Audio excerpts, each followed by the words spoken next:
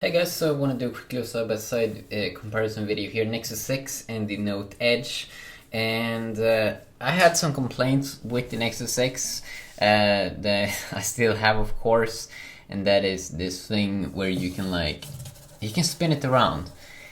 I find it super annoying how you can do that. And I also find the design a little bit weird. On the sides, it doesn't feel like I get a super good grip. It's very thin on the sides, and it's quite a slippery device. Super slippery actually. And also when you put it down on the surface, you see that shit. That's annoying. Personally, I don't like that. It's really bad. You know, it moves around. Versus the Note Edge here, which is just like, it doesn't have any of those issues. I know, but it's a big difference. I mean, I really think that Google failed so hard with the Nexus 6. First of all, it was a weird upgrade from a Nexus 5. Nexus 5 was 5 inch, and then you instantly jump up 1 inch more in size. That was kind of stupid from Google. In terms of internals, of course, both are very good. Both, of course. Here we have Samsung's own TouchWiz UI. Of course, we have this Edge display here. Of course, this device is also more expensive. You do have buttons also, which is outside here, not built into the display. Here we have 6-inch display, so a little bit bigger. But then again, these buttons are here as well, so they are gonna take up a little bit of space, so that could be good there to know. Versus here, of course, it won't. Yeah, 5.7-inch display plus. I'm not sure if it includes this one. I think it actually is a little bit bigger, so maybe almost 6-inch with this little side display here. And as I said, there's Samsung's TouchWiz UI compared to here I have Synology mod. But also stock version of Android is quite similar.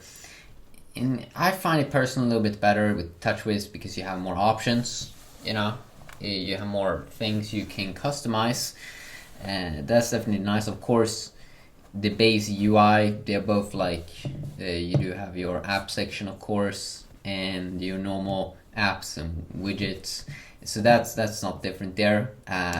I'm pretty sure also the camera is only an 8 megapixel camera here, but I have to check that probably later.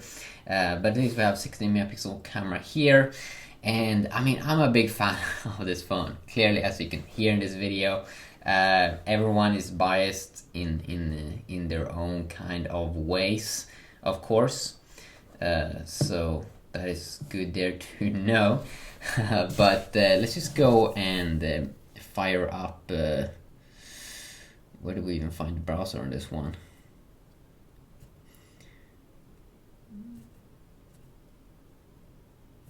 Chrome. Chrome sounds like a great idea. And the keyboard and everything, of course, experience, UI experience is quite nice. I never understood how you do this thing. I find it a little bit complicated overall. I mean, the stock version of Android is a little bit complicated for some reason. Maybe that's because I've just been using TouchWiz for a longer period, but I really do enjoy TouchWiz. Like, really enjoy it. Like, really. Let's go back.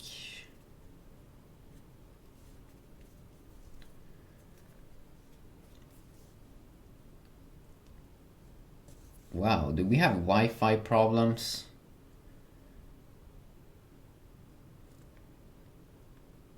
It could be because I'm not running a super stable version here. Oh my god. Some days are better than others. There we go, connected.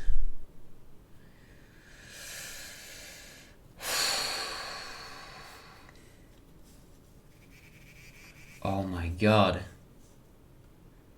Does this like, I don't get sometimes how they think, like, does this look like a good idea to like just spam? I hate apps that spam. Almost every single app spam. That's definitely a problem with Android.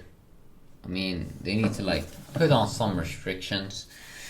You can kind of see here when you are inside of the browser, it moves around. It's weird, okay? It's just creepy experience. Versus here, it doesn't move around. You know, it's just a stable experience. Even though I have a case on, and you should definitely probably put a case on this one.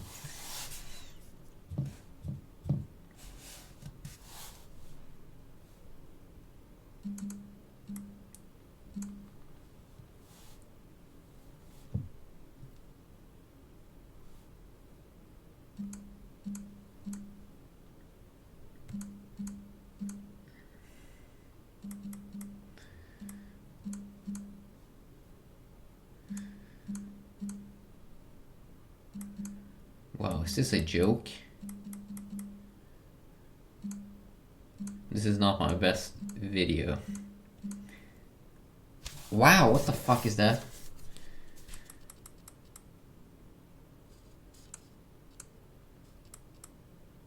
What?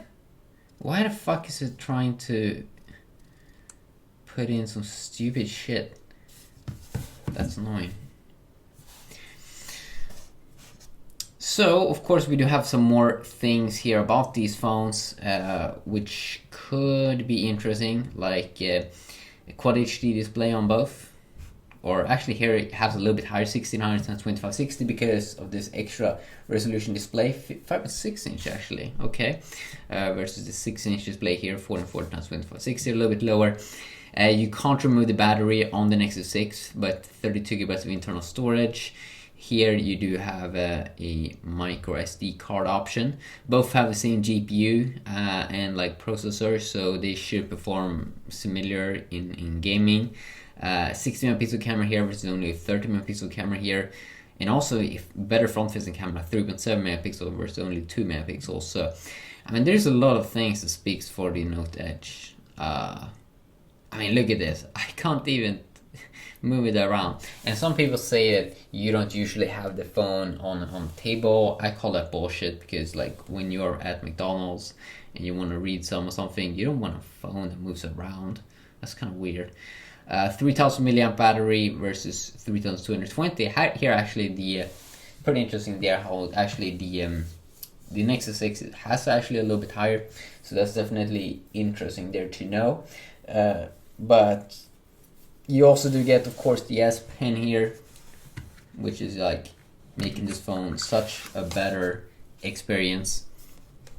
The Note Edge, so you can like play around, have fun. I can't wait to see what Samsung's gonna unveil soon. This is cool. This is awesome. I love it. It's a great experience. The pen, I mean, the pen almost makes the phone. And of course the side display.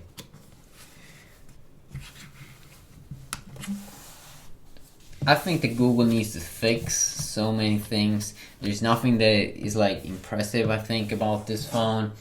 I never really enjoyed this. Are there anyone out there that enjoy it? Look at how many fingerprints it has. I mean, does anyone enjoy this? Look at how dirty it looks. It's just a weird phone for me personally. It's definitely not one of my favorites.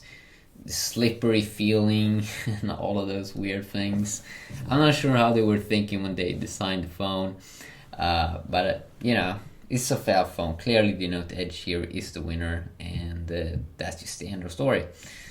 And yeah, have an awesome day. Peace.